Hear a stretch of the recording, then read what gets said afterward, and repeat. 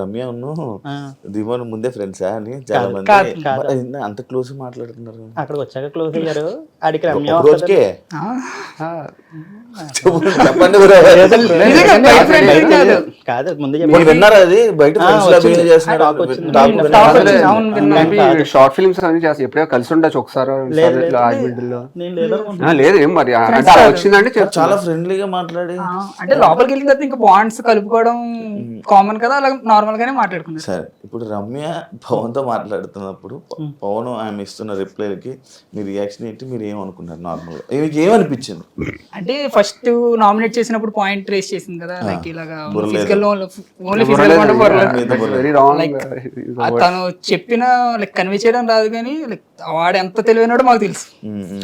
చాలా అంత బుర్రలేదని అన్నా కూడా ఏ రియాక్ట్ అవ్వాలా, సైలెంట్ అయిపోయాడు. అప్పుడే డౌట్ మొదలైంది అందరికి. ఛాన్స్ గురించి వెయిట్ లైక్ తనకి టాస్క్ చేస్తే తనకి అర్థమైపోతుంది.